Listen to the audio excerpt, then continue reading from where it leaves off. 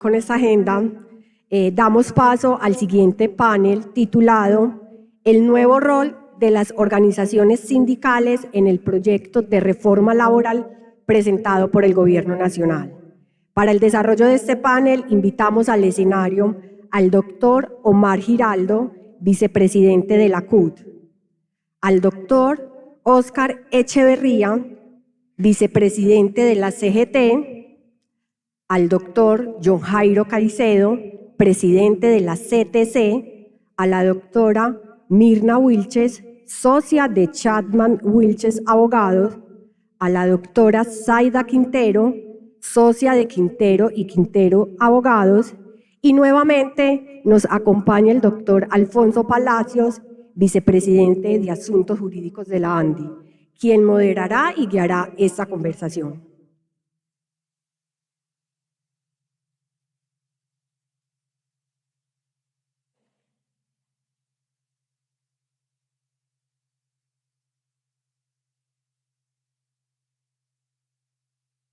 Adelante, doctor Palacios, el escenario es suyo.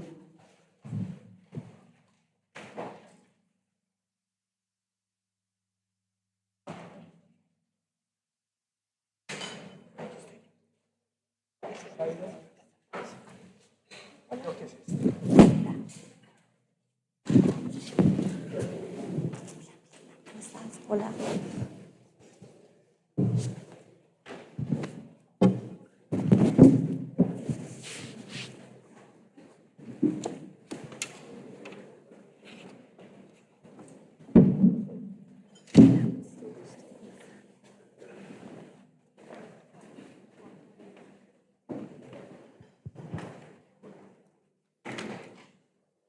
Bueno, pues muy buenos días.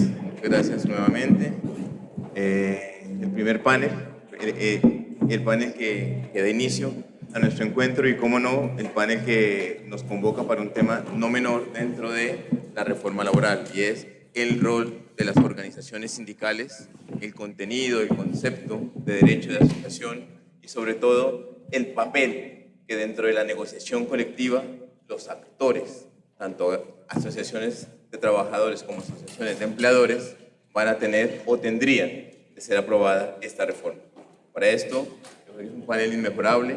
Tenemos representantes de las 3 centrales sindicales más grandes, al doctor Omar de la CUT, al doctor Óscar de la CGT, al doctor John Jairo de la CTC, y para representar a los empleadores, o las perspectivas de los empleadores, tenemos 2 reconocidísimas abogadas de oficinas jurídicas dedicadas, obviamente, al derecho laboral, la doctora Mirna y la doctora Zaida.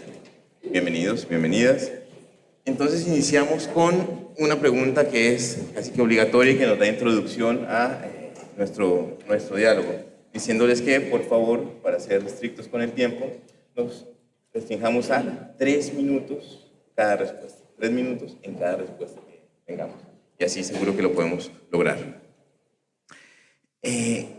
Si se aprobara la nueva reforma laboral, ¿cuál es el nuevo papel que van a desempeñar tanto organizaciones sindicales como organizaciones de empleadores en la relación entre trabajadores y empleadores?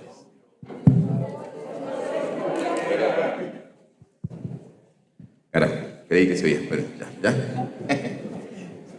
Repito la pregunta. De aprobarse la nueva reforma laboral, ¿cuál es el nuevo papel que van a jugar las organizaciones de empleadores y las organizaciones de trabajadores en el relacionamiento colectivo, en el derecho, en la ejecución, en la concreción del derecho de asociación colectiva? Si quiere, doctor Óscar, doctor Omar. Doctor Omar. Buenos días para todos y todas. Un saludo muy fraternal, agradecerle a la ANDE y a todos los que hicieron posible este evento. Bueno, desde la Central Unitaria consideramos que fortalecer el diálogo social es fundamental en el país. Hoy no hay diálogo social, son muy pocos los empresarios o las empresas que practican el diálogo social. Desde la Central consideramos que es fundamental para que esa relación empleador-trabajador pueda materializarse en la realidad, entendiéndose que la finalidad de esta nueva reforma laboral es fortalecer la relación laboral en contrato a término indefinido. Hay una particularidad con el contrato a término fijo que especifica las funciones y las labores y los tiempos para que se pueda firmar.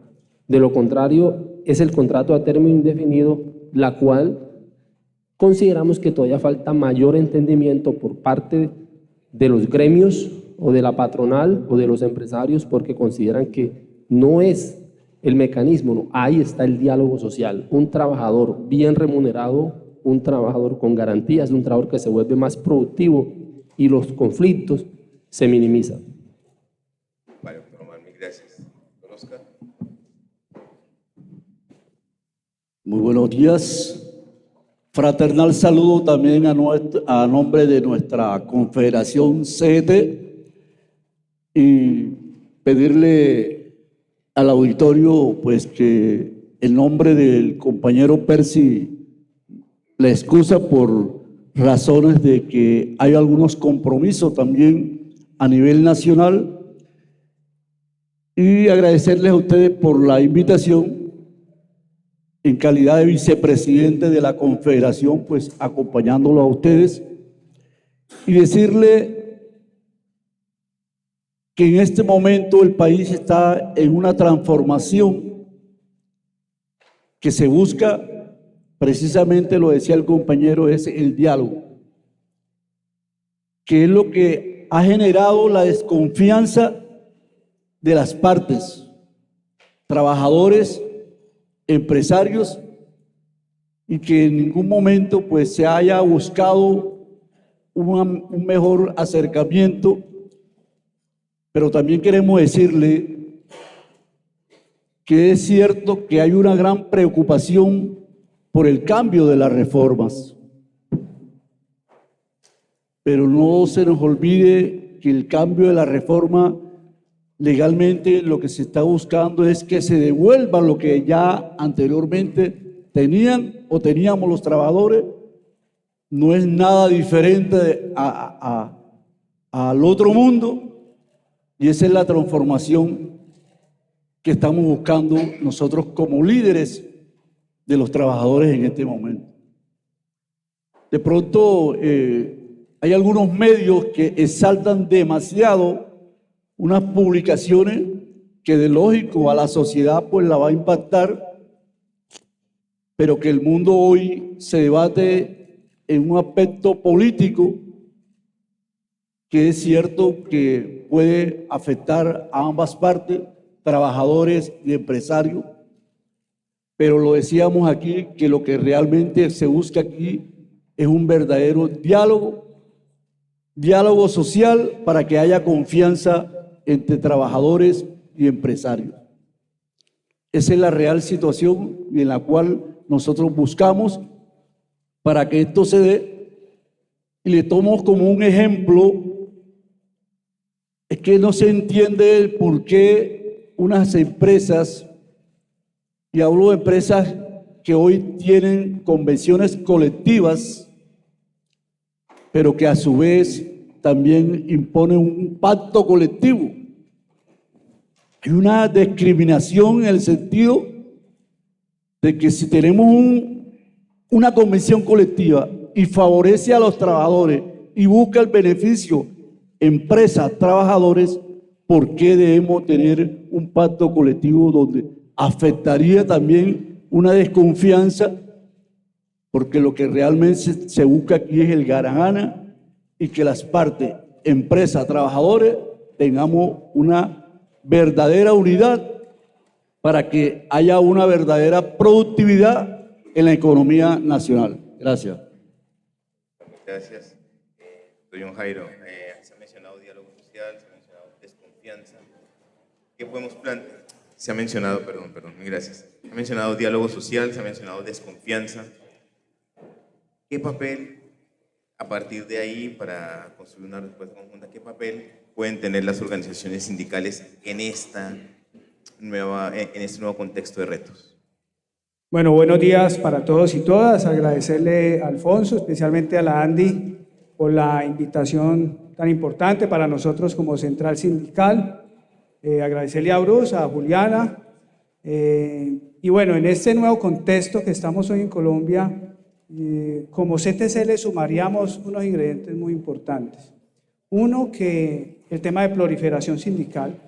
Creo que uno de los grandes problemas, no solamente de la industria, sino del movimiento sindical, que seguramente desde el 2008 surgió por necesidades del momento, pero que hoy en día, en un contexto como el que estamos, creo que le está haciendo gigantesco daño, no solamente al movimiento sindical, sino a la industria. Igualmente, hablamos de diálogo social mucho, creo que en todo lado, pero si no hay respeto, pues es muy difícil, y lo expreso de lado y lado, ¿no? Yo pienso que de ahí deberíamos de empezar a formar nuestros cuadros sindicales con bases sólidas, no solamente referente al tema de diálogo social, confianza, respeto, podernos sentar en una sola mesa, pero además, Alfonso, poder avanzar en temas de productividad y competitividad. Yo creo que es supremamente importante que las centrales sindicales no le tengamos miedo a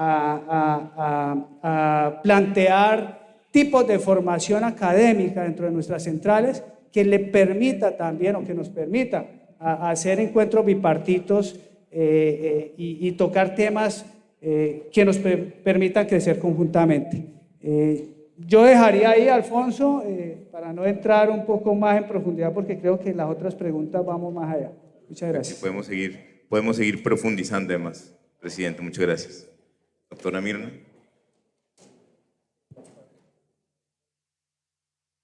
¿Escucha? Ahora sí. Muchas gracias, Alfonso, por la invitación, a Juliana y a todo el equipo de la ANDI por estar en este panel tan importante, y con amigos y colegas destacados presidentes de las organizaciones sindicales más representativas de nuestro país. Para abordar la pregunta, yo sí quisiera un poquito contextualizar para los que vienen apenas llegando al tema, y también porque en la discusión de la reforma se desactivó y entonces de pronto no recordamos muchas de las cosas que plantea la reforma laboral 2.0. Ya el colega aquí claramente dijo, va a haber una prohibición de pactos colectivos y de acuerdos plurisubjetivos, que necesariamente en las empresas en donde no haya presencia sindical, que serán muy pocas, esos trabajadores tendrán que buscar como vehículo para poder mejorar sus condiciones laborales necesariamente a los sindicatos, ¿verdad? No por ideología, sino por mejoramiento de condiciones laborales. Adicionalmente, vamos a tener una presunción de discriminación para terminar contratos de trabajo de trabajadores sindicalizados, sin justa causa.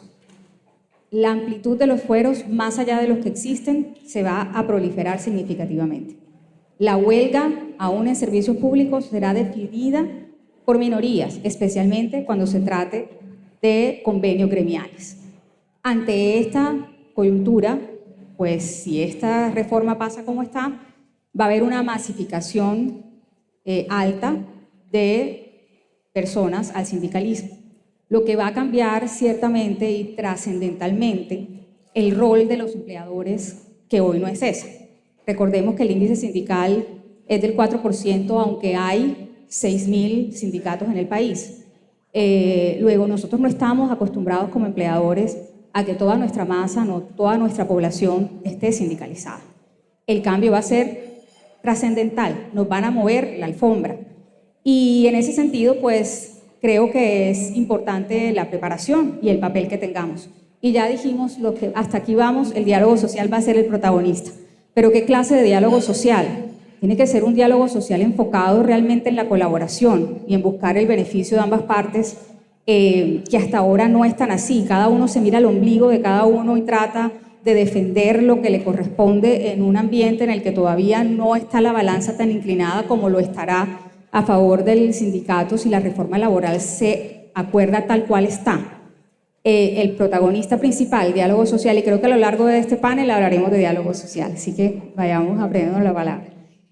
Segundo, pues también va a ser un reto para los sindicatos prepararse en capacitación y entrenamiento, porque ciertamente para negociar con empresas y poder colocarse dentro de un diálogo colaborativo y constructivo, tendrán que entender o asesorarse bien sobre temas financieros, sobre temas de producción, sobre temas de inteligencia artificial, porque recordemos que esta reforma no en la parte colectiva, sino en la parte individual, indica que hay que hacer consulta previa para cualquier automatización que se quiera implementar en la compañía. Luego, si queremos implementar inteligencia artificial, que debemos hacerlo, es necesario consultar previamente al sindicato y ellos tendrán que estar preparados para tomar decisiones que permitan avanzar en una economía que hoy por hoy se estima no va a crecer sino del 1.1 al 1.5%.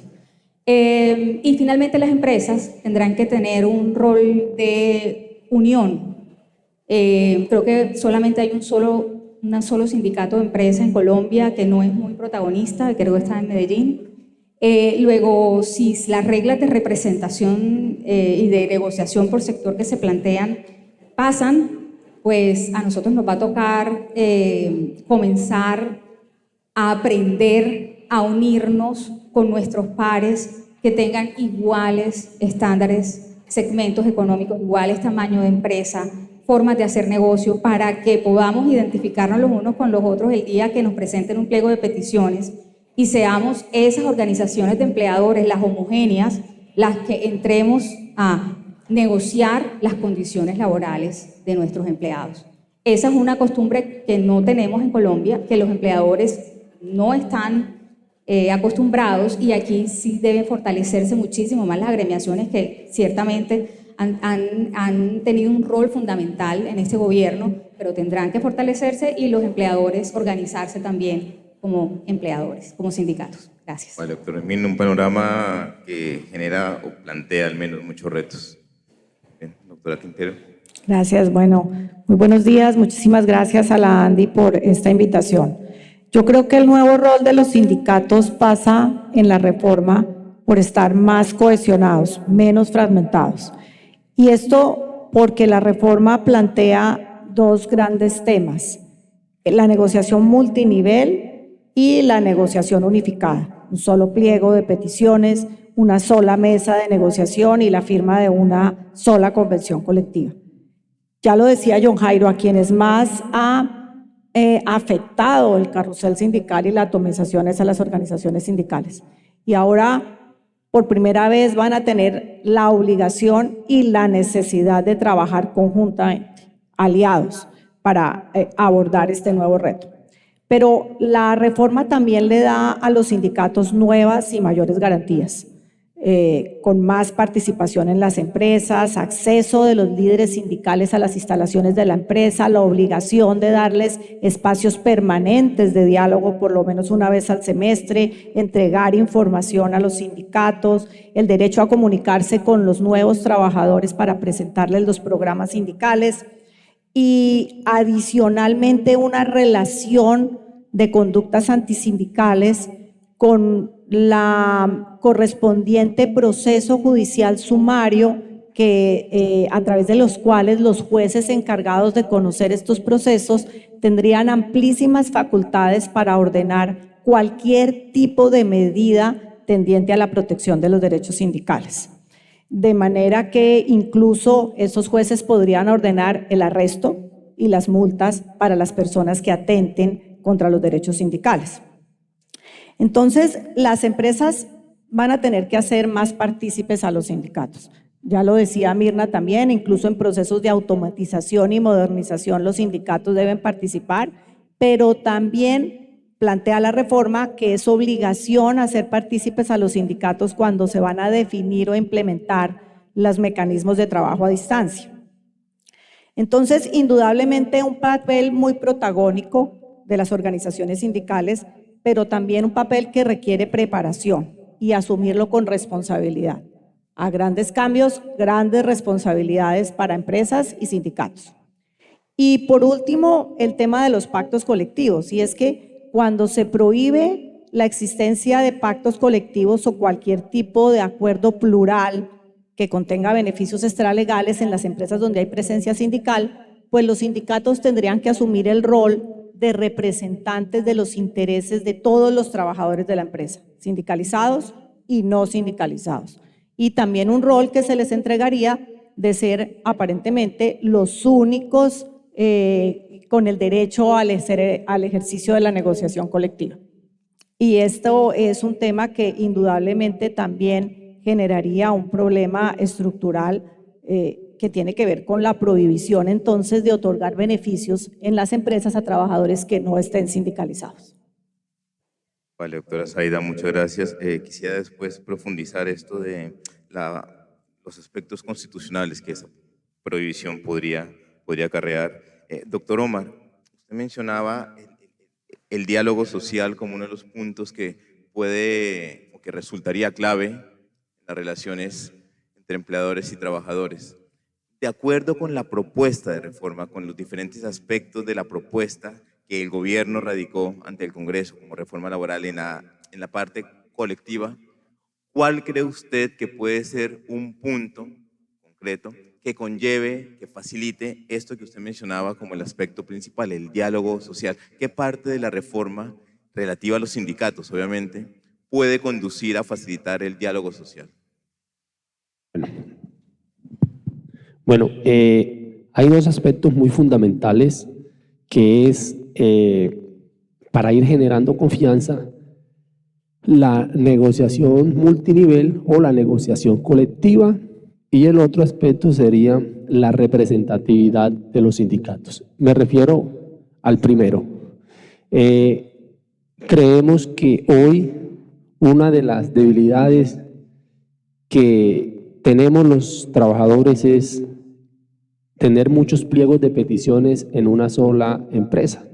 Ustedes saben que con 25 afiliados se conforma un sindicato y vemos entonces, ya lo decía aquí la compañera, que pasamos de 1.000 y más sindicatos a más de 3.000 sindicatos después de pandemia. O sea, el número de sindicalizados no pasa de 1.200.000, pero sí aumenta el número de sindicatos.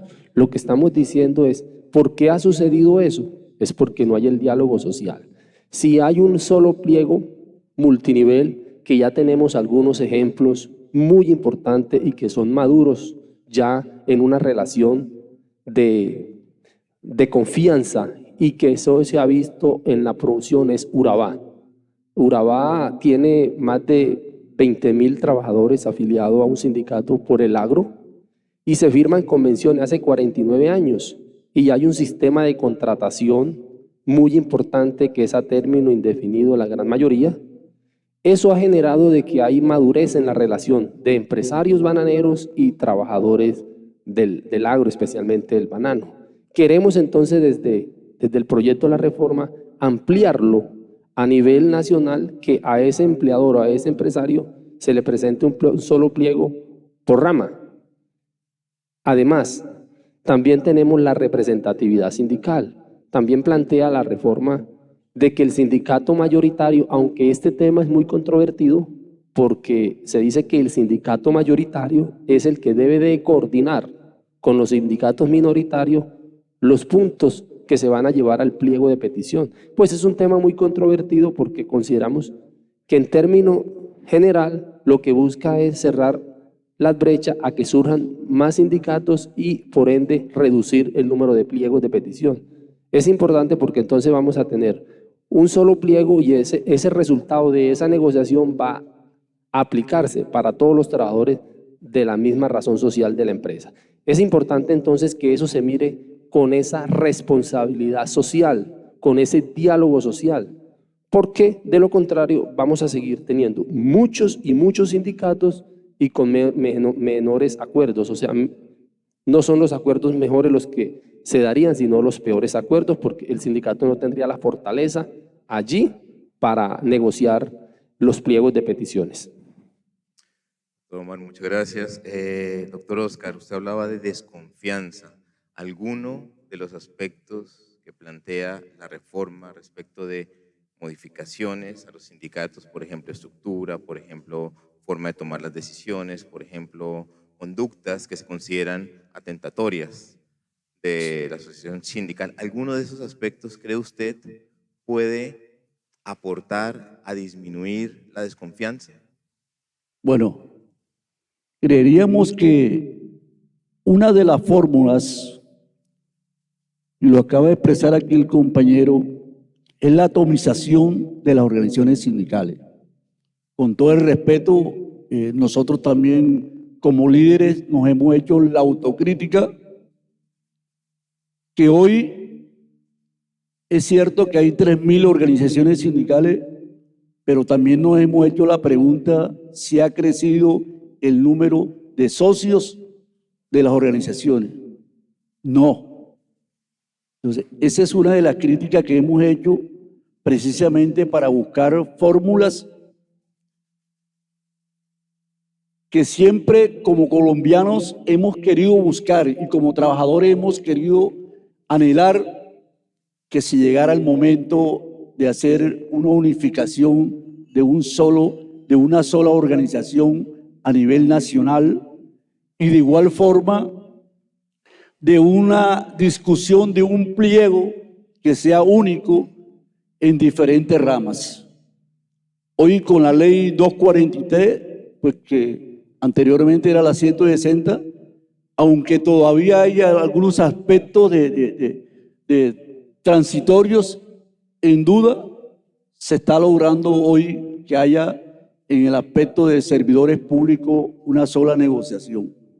Y es lo que de igual forma buscamos a través de estas reformas, que también haya una sola unificación en los pliegos petitorios. Esto pues va en beneficio de todos los trabajadores. Como líderes lo hemos conversado, lo hemos criticado, lo hemos manejado, pero tengan la plena seguridad de que va a llegar el momento en que nosotros también como líderes, porque realmente aquí lo que se busca es la verdadera confianza entre empresarios y trabajadores, porque tenemos que decirlo también con mucho respeto, que antes de ser líderes sindicales, primero fuimos trabajadores de unas empresas. Hoy tenemos la dicha de estar pensionados, pero seguimos liderando en esto. Y es lo que buscamos, la sensibilización en el aspecto de las organizaciones sindicales a que vayamos también dentro del desarrollo del mundo laboral. A la medida en que la transformación del mundo laboral se vaya dando, las organizaciones sindicales también tenemos que ir cambiando. Ya hoy no se puede estar hablando o diciendo, como decíamos en años anteriores, de que si la empresa no me da esto, definitivamente había muchos aspectos en que procedíamos a hacer una huelga. Hoy tenemos que ser mucho más pensantes, también porque el desarrollo de la economía del país también hay que sacarla adelante. Pero esto también tiene que ser recíproco, empresa, trabajadores y el mundo capital, para que así podamos también desarrollar en el aspecto internacional. Gracias. Vale, doctor Oscar, muchas gracias. Quisiera proponerles un cambio, simplemente como para que dialogáramos un poco más, no fueran, bueno, si me permiten, obviamente, basado en la confianza con John Jairo, con Mirna, con Zaida. No estaba previsto, pero si Mirna y Zaida nos podrían decir brevemente qué aspectos de la estructura, funcionamiento les preocupa, y cerrar con John Jairo como una réplica o un diálogo, una respuesta de parte del presidente de una gran confederación. ¿Qué aspecto nos preocupa respecto de la organización sindical en cuanto a aquello que propone la reforma? ¿Y qué nos dice John Jairo al final, si les parece? Doctora Mirna. ¿Qué aspectos nos preocupan? Pues muchísimos, la verdad. Pero digamos puntualmente. Muchísimos, por eso, pero voy a escoge uno, son muchísimos. Yo creo que ya nombré unos, pero comencemos porque hay una pérdida importante de las libertades de los empleadores. Comencemos por decir que está la presunción de la discriminación. tengo que probar que porque voté a un trabajador sindicalizado es por una razón objetiva, eso obviamente merma mi facultad de terminación de contratos de trabajo de forma unilateral.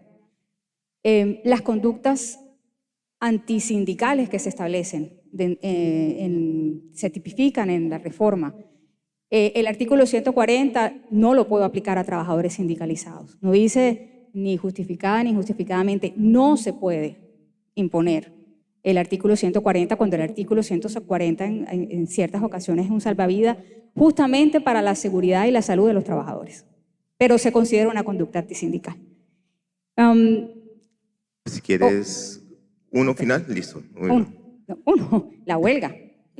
Ok. La huelga es un tema completamente anti-garantías del empleador, de su productividad y de su estabilidad. La huelga se pone como derecho fundamental. La huelga se acepta en servicios públicos, pero siempre debe preservarse los servicios mínimos, pero esos servicios mínimos tienen que acordarse con los sindicatos cuando realmente no hay una estructura de diálogo social en nuestro país. La huelga parece indefinida porque no hay términos. Si hoy no hay términos en la reforma, mucho menos. Además, dice, la huelga en servicios públicos esenciales se definirá, es decir, los servicios públicos esenciales por la OIT, o sea que derogará todo nuestro sistema normativo sobre servicios públicos esenciales. O sea, definitivamente ese sería un punto bien complejo, además porque si una huelga perdura por mucho tiempo, sabrás que en un país de pequeñas y microempresas iremos a la completa debacle. Vale, doctora Mirna, muchas gracias. Doctora Zaida, rápidamente.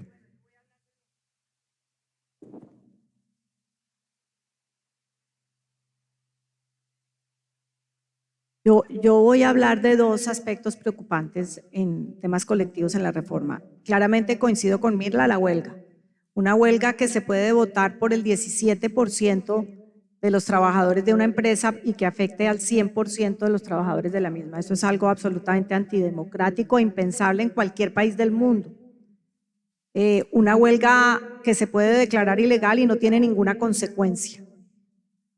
Y por otro lado, el tema de la prohibición de pactos colectivos, y no solo pactos, sino la prohibición de otorgar a trabajadores no sindicalizados cualquier tipo de beneficio a no ser a través de un sindicato. Yo creo que esos son los temas más relevantes, más complejos y que necesariamente a través, ahí sí, del diálogo social, como lo ha dicho la OIT, se deberían discutir de fondo en esta reforma. Doctora Mirna, mil gracias. Doctor John Jairo, como réplica y como respuesta y como diálogo sobre todo, y basado en la confianza. Bueno, Alfonso, me puso en el sándwich de dos temas complejos, pero bueno, yo pienso que en un país como Colombia, lógicamente hay dudas, inquietudes, temores, y vamos a entrar en el tema de la huelga. La huelga lo que plantea es simple y llanamente las recomendaciones de la Corte y las recomendaciones de la OIT. Y entendamos estas recomendaciones como la OIT, que fueron recomendaciones en un ámbito tripartito, donde lógicamente estuvieron los empleadores, estuvieron los trabajadores y los gobiernos. Yo pienso que lógicamente hay temores, pero ese es salvavidas también de las organizaciones sindicales que tenemos en un determinado momento en que podamos acceder a ellas, ¿sí? Yo lo dejaría ahí. El tema de estabilidad que tocaba también, yo parto de la base que las organizaciones sindicales tampoco podemos ser alcahuetas y tampoco ser, también como CTC, quiero ser aquí, tenemos nuestros reparos en algunos puntos de la reforma laboral, porque yo creo que esa es la existencia también de las partes. Seguramente, si hubiese un diálogo más fluido, como lo planteamos en algún momento, si hubiese existido un poco más de tiempo para poder debatido el texto final de la reforma, hubiese llegado seguramente al Congreso más sólida y no tendría las dificultades que tiene ahora. El tema de pactos colectivos es una herramienta que lo permite la ley en estos momentos, pero que también tenemos que ser conscientes que le ha hecho daño al movimiento sindical, que ha sido una herramienta mal utilizada, no por todos los empleadores, porque seguramente hay empleadores que lo utilizan muy bien, pero ha sido una herramienta que ha sido utilizada en algunos casos muy puntuales para atomizar organizaciones sindicales. Y creo que es una práctica que hay que corregirla también, como seguramente habrán prácticas que tendremos que corregir las centrales sindicales, y seguramente lo que está planteando la reforma es donde hayan sindicatos, pues que se elimine el pacto colectivo. ¿Sí? No sé si me quedó faltando alguna, Alfonso. Yo creo que así, por ejemplo, y una mía, doctor John Jairo, ¿usted qué piensa nos preocupa en demasía tal vez los excesivos fueros que plantea la reforma para las organizaciones sindicales? ¿Cuál es su visión al respecto? Mira, como CTC hemos planteado algunas preocupaciones también, ¿sí? Yo creo que va en línea lo que estás planteando, no sé, me corriges en el tema de negociación por rama de actividad económica. No, sobre todo esto de se crean nuevas directivas, nuevos cupos para directivas, y estas directivas van a tener seccionales o regionales nuevos fueros o más fueros de los existentes. Sí. De modo que sí. Sí, claro, la negociación por rama de actividad que multinivel, porque al quedarse en multinivel se crean sus directivas en todas las empresas. Es una preocupación también de nuestra central. ¿En qué vía, Alfonso? Mire, tenemos un ejemplo reciente, el decreto 243 que regula la negociación del sector público. Es un decreto que fortalece un sector. Y ese es el temor también. ¿Y por qué lo traigo a colación? ¿Por qué lo traigo? Porque también es el temor que no se vaya a dar algo muy similar a la negociación multinivel o por rama de actividad económica. Que se decrete, que no se llegue en buen término la reforma laboral, que se decrete y sea mal utilizado y comience un tema creciente fortaleciendo un sector específico, y que seguramente en empresas donde se ha manejado muy bien la negociación colectiva mediante un sindicato de base, vaya a ser absorbido por otras organizaciones que seguramente no van a conocer la compañía y no puedan entrar a negociar adecuadamente negociaciones que hayan sido exitosas anteriormente.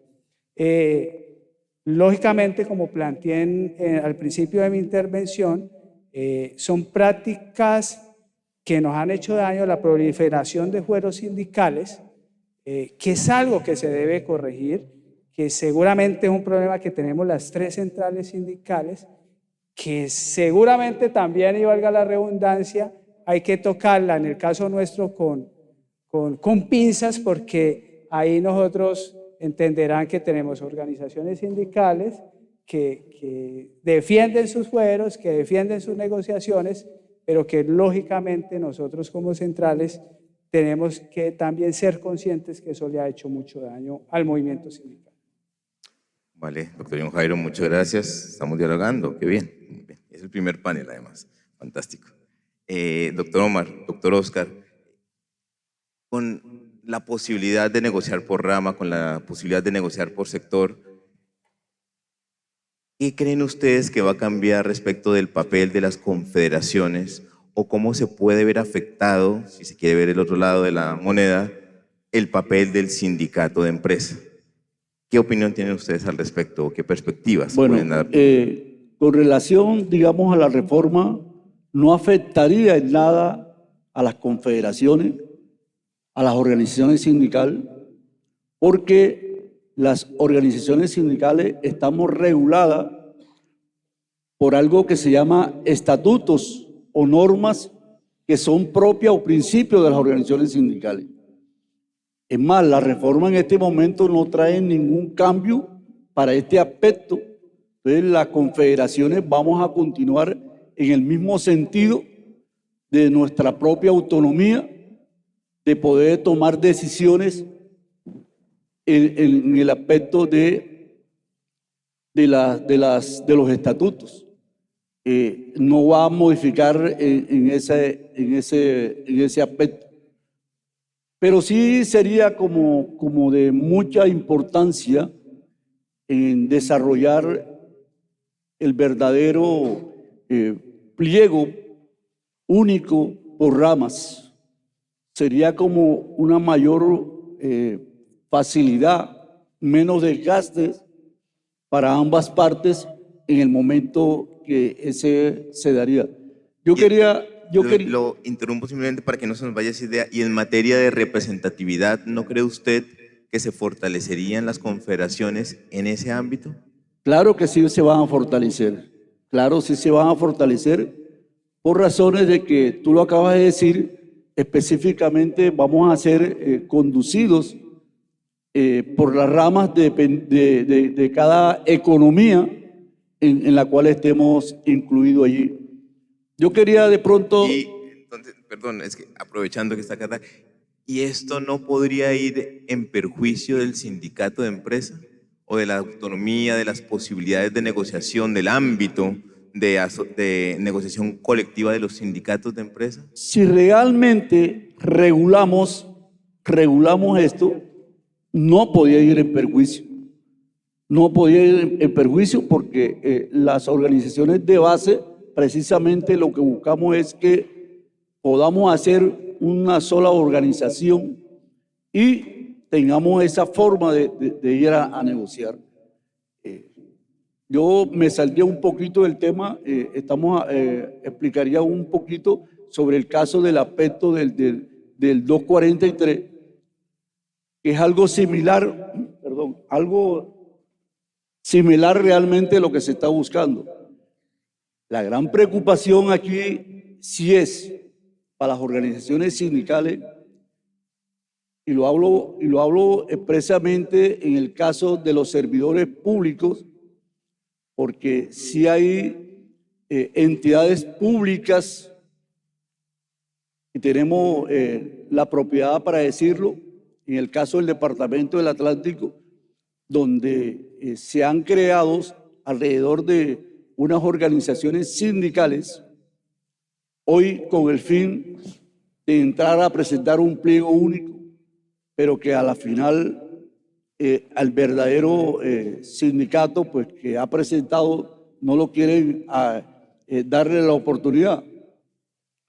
Entonces, lo que sí se busca aquí es que realmente haya una unificación y un criterio que vaya en beneficio de todas las partes.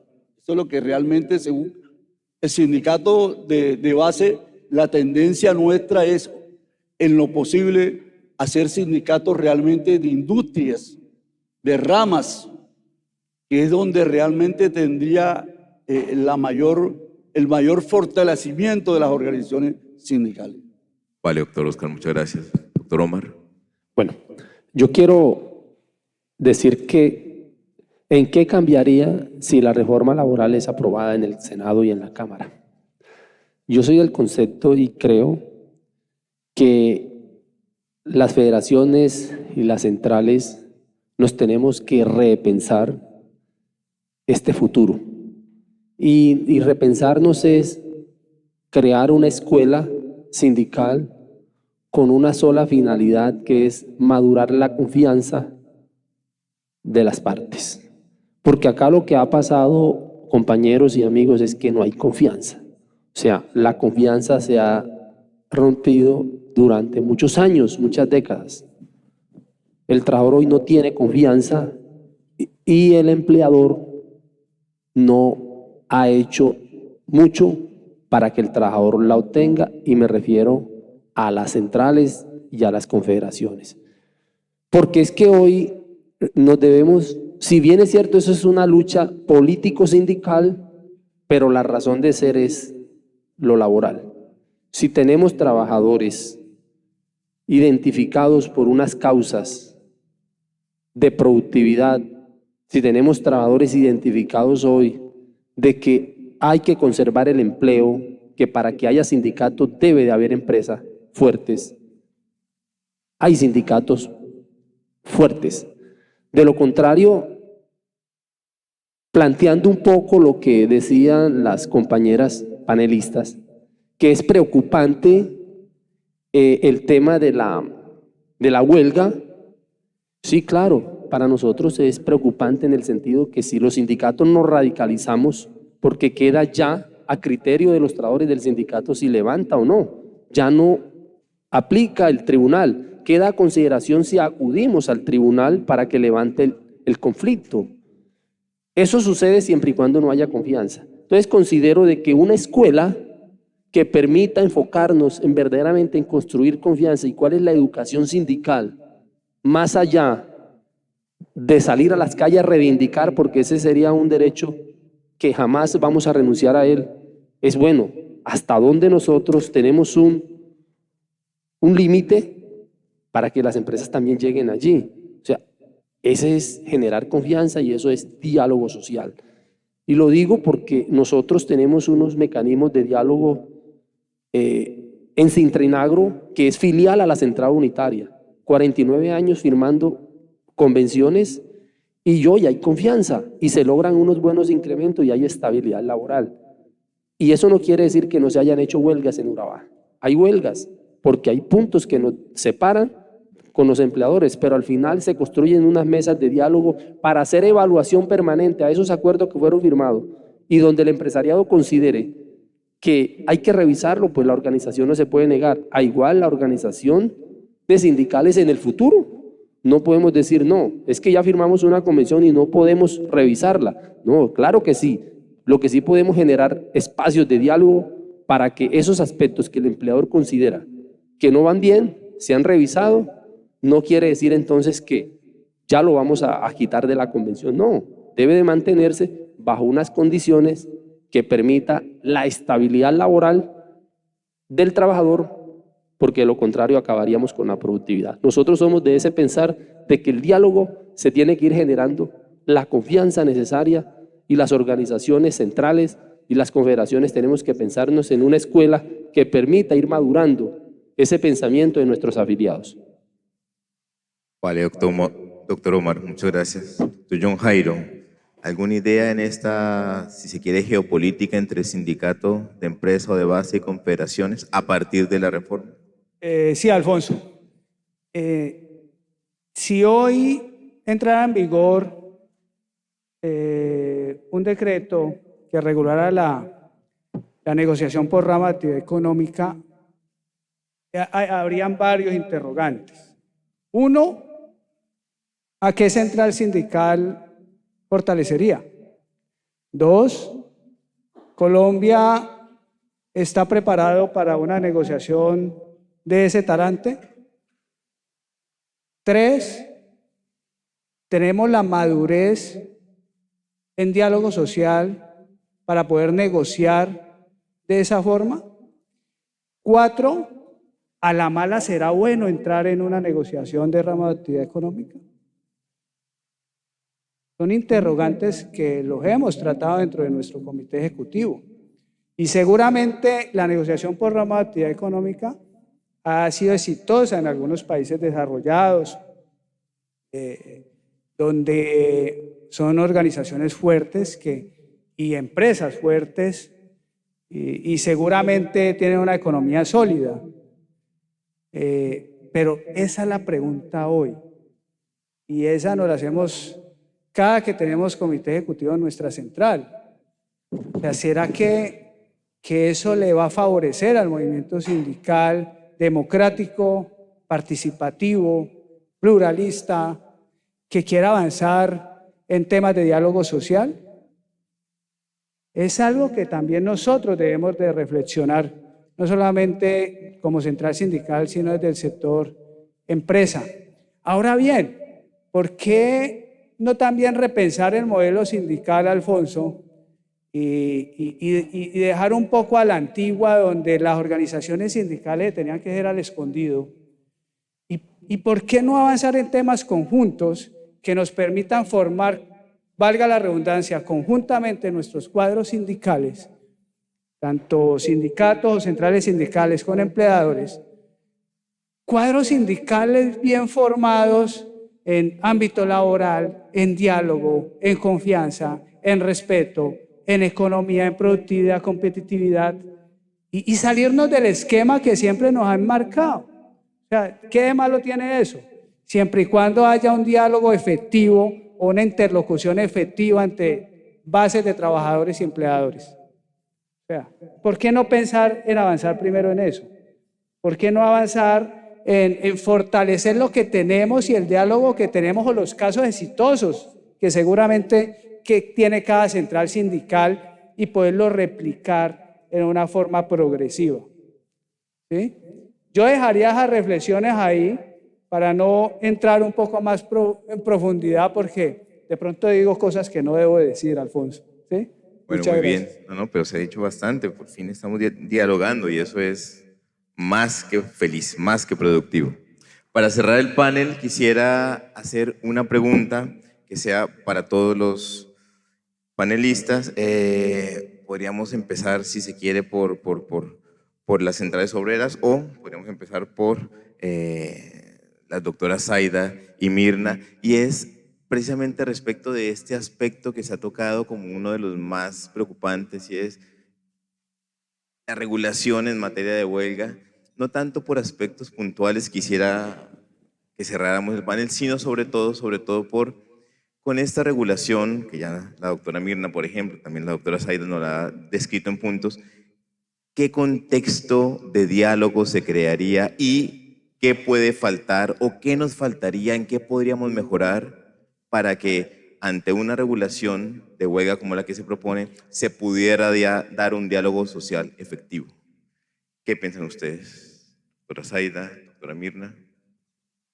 Bueno, yo creo que los escenarios de diálogo social, si la reforma se aprueba como está planteada, van a estar demarcados por la amenaza de huelgas permanentes. Y en ese sentido, pues hay que prepararse también para este nuevo escenario. ¿Cómo se deberían preparar las empresas?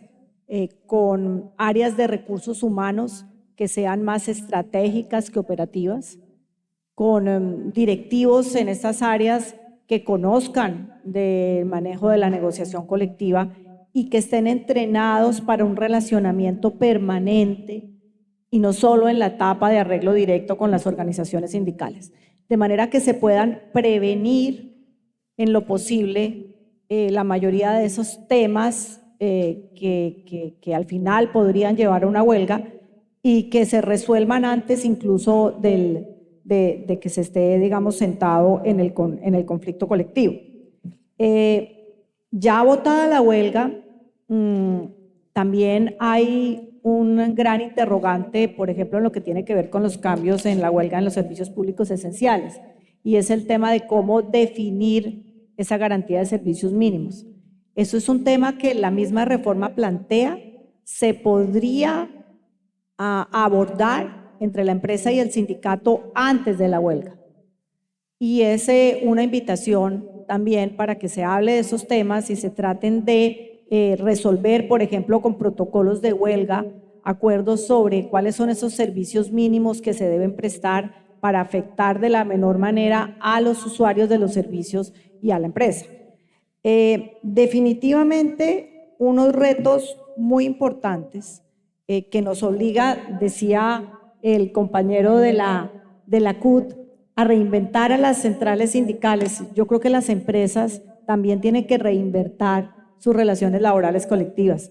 Tienen que prepararse para hablar con los sindicatos de temas que no estaban acostumbrados a conversar y generar ese diálogo permanente que en lo posible evite llegar a escenarios conflictivos que puedan terminar en una huelga.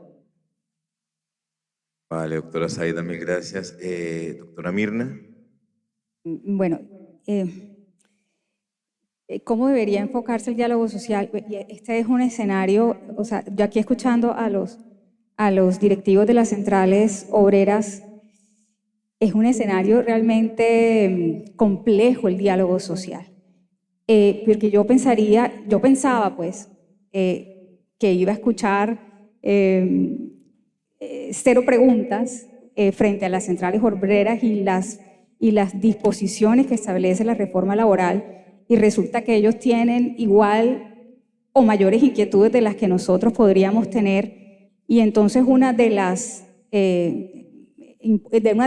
los factores importantes del diálogo social es justamente desligarse del enfoque político que pueda haber hoy, mañana o antes de ayer. Porque aquí ninguno está alineado con el enfoque político creado por el gobierno, al punto que todos tenemos aprehensión frente a la huelga y su mecanismo de presión. Todos tenemos aprehensión frente al ordenamiento, cómo se va a ordenar la negociación por sector y por rama. Todos tenemos aprehensión frente a la proliferación de los fueros, porque ya existen y se van a ampliar aún más con la reforma. Estamos hablando que tenemos que tener escuelas de diálogo social, porque hoy no hablamos, hoy no tenemos conversaciones. Entonces, justamente este es un escenario que obliga a que repensemos realmente el tema de la reforma, porque no es una reforma que haya nacido del consenso empleador, empleado, sindicato, sino que nació de un enfoque político dirigido hacia la izquierda. De ahí que todos tengamos dudas e inquietudes en relación con la construcción de esa reforma. Ahora, ¿qué tiene que tener ese diálogo? Ese diálogo necesariamente, y para eso tendremos que madurar y construir, tendrá que ser un diálogo colaborativo, no puede ser de otra manera. Tenemos que ver en qué puntos nos encontramos y en qué puntos, qué es lo esencial, qué es la empresa de donde hay empleos, qué es la empresa donde hay sindicatos. Ese es nuestro valor. Y hacia allá tenemos que ir, hacia allá tenemos que negociar, hacia mantener la fuente de empleo.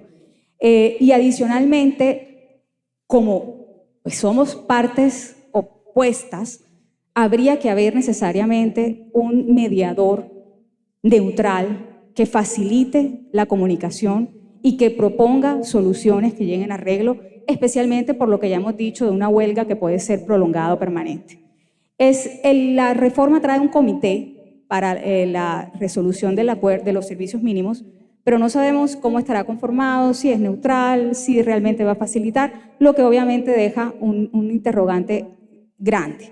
Y yo creo que de pronto es que nosotros creamos nuestras leyes mirando los otros países. Yo creo que todo este tema del diálogo social, de pronto podríamos decir, no, vámonos a ese hermoso país de Suecia, que tiene un esquema de diálogo social en el que las minorías deciden la huelga. ¿Cómo en Suecia puede existir y en nosotros no? Y resulta que no podemos traer, por ejemplo, ese ejemplo a Colombia, porque Suecia tiene una tradición de diálogo social, de cultura laboral, de voluntad de llegar a acuerdos, y aún hoy tienen a Tesla en un paro de más de 6 meses, o sea que realmente es un tema que debe ser tratado con mucha gestión, con una gestión adecuada, y creo que no está dada la reforma para que esa gestión adecuada y la sostenibilidad de las empresas se mantenga. Doctora Mirna, mil gracias. Doctor Omar, contexto de diálogo a partir de la propuesta de huelga. Usted hablaba en 2 minutos, perdón, usted hablaba de escuela sindical. ¿Qué punto en concreto, rápidamente, podría dejarnos en la cabeza como un puente para conducir a ese diálogo? Bueno, lo primero es la unidad entre las centrales. Tenemos que reconocer que coincidimos en algunos aspectos, pero no en todos. Partiendo desde que de las centrales y las federaciones, la situación política nos divide. Y nosotros consideramos que si la lucha es política y es sindical, pero primero es lo sindical, en el sentido de que defendemos los derechos de las y los trabajadores de un país, y que la lucha política debe existir, pero debemos de ponernos de acuerdo primero. Segundo, partiendo de ahí sería la escuela, porque si no, cada federación o cada central crea su propia escuela, ¿no? Debe ser pensada entre todas las centrales. Esa sería la primera. La segunda es, hombre, aquí lo que falta y ha faltado es confianza, vuelvo e insisto, confianza. No es posible de que hoy, bueno, y el otro aspecto que quiero plantear es un proceso de transición. Si bien es cierto, hoy la reforma plantea de que la huelga genera temor por parte de los empresarios, por parte de los empleadores, genera temor porque queda a criterio de los sindicatos y de los trabajadores si la levantamos o no. Uno entiende ese temor, pero yo pensaría que sería un proceso de transición mientras nos generamos unas confianzas, porque lo que ha sucedido es que al final es el tribunal el que decide y el patrono y el gobierno, todos son patronos. Los gobiernos son patronos, los empresarios son patronos. Entonces, tripartita, queda el trabajador frente a dos y las decisiones se toman desfavorablemente hacia el pliego de petición presentado. Ese es un tema que genera desconfianza por parte de los trabajadores y por eso se ve tan fuerte allí en la reforma, porque estamos diciendo, lo que ha sucedido en el retrovisor es que terminamos perdiendo, entonces vamos a plantearlo. Yo que considero y consideramos es que, hombre, un proceso de transición que nos permita ese diálogo social, que los trabajadores podamos entender de que tampoco podemos radicalizarnos en un proceso de huelga porque acabamos con la productividad, acabamos con la empresa, pero que el empleador también entienda de que hoy son más de 18 millones de trabajadores produciéndole a la economía y que al final esos recursos de ingreso en esos 18 millones de trabajadores terminan consumiéndose a los mismos empresarios en la capacidad de compra, ¿cierto? Entonces no se ve retribuido solamente un poco más de 2.200.000 los que se benefician con el salario mínimo que define el gobierno o las centrales y los 1.200.000 que son beneficiados por convención colectiva. El resto está por debajo de un salario mínimo, produciéndole a los empresarios que con mucho respeto considero de que son fundamentales en el desarrollo de lo público-privado. Doctor, Entonces termino diciendo, doctor, es generarnos confianza y impulsar el diálogo social y un proceso de transición y una escuela pensada entre las centrales y las confederaciones para avanzar hacia esa verdadera transformación. vale, doctor Omar. Doctor Oscar, muchas gracias. Doctor Oscar, 1 minuto de conclusión y 1 minuto para el doctor Sí, John Jairo y cerramos casi en tiempo. Gracias. Mire, es bien cierto que todo cambio tiene una ración. Y hoy las expectativas están dadas, la doctora lo dice con mucho respeto, el temor de la huelga. Y el compañero lo acaba de decir, es cuestión de confianza, de diálogo. Eso es lo que realmente buscamos también nosotros como centrales obreras. Ahora, la huelga no es el fin al conflicto, es un medio para buscar precisamente que las partes acuerden. Y por eso a ustedes, señores empresarios, sabemos en este momento, pues, la angustia, el desespero. No debemos tener desespero, angustia, porque de igual forma el trabajador también necesita del capital, necesita de su trabajo. Y eso es lo que realmente buscamos aquí. Pero también hay una forma de que es que se mira al líder sindical como la persona que cuando llega y organiza un sindicato es para acabar la empresa. No, eso no es lo que realmente se debe buscar y se debe mirar. Y precisamente, ¿por qué se crean los sindicatos? Por las malas también administraciones de los empresarios hacia los trabajadores. Doctor Oscar, Y hoy, para cerrar entonces, ¿confianza sería el punto? sí, realmente buscar mantener la confianza. Es más, mire, aquí en Barranquilla existen unas empresas que prefieren tener organizaciones sindicales, negociar con las organizaciones sindicales y no ponerse a negociar con un solo o dos trabajadores. Porque ahí es la confianza en ese aspecto. Es lo que realmente buscamos y no tengamos esa prevención, porque realmente en el mundo capitalista Ambos necesitamos y ambos tenemos una necesidad Listo. como ser humano. Muchas gracias, doctor Oscar. Doctor John Jairo, 30 segundos, porfa. Doctor John Jairo. Solo 30 un segundos. mensaje para las organizaciones sindicales. Se habla de confianza, de retos, y yo sí creo que las organizaciones sindicales deberían prepararse para afrontar las nuevas garantías y el incremento que da en las mismas la reforma laboral, con responsabilidad y sin abusos. Yo creo que eso es fundamental para generar esa confianza de la que estamos hablando. Doctor Jairo. Doctor John Muy Jairo. bien, recogida la recomendación. Sí. No, simple, Alfonso. Yo resumiría que de hecho la huelga, como lo está planteando la reforma, pues recoge las recomendaciones de la Corte y de la Organización Internacional del Trabajo. Y es un salvavidas que tenemos las organizaciones sindicales. Gracias. Vale, pues muchísimas gracias. Nos pasamos 3 minutos. Espero que no hayan sido completamente ineficientes. Mil gracias, mil gracias. Muchas gracias a todos los panelistas por sus comentarios. Realmente son fundamentales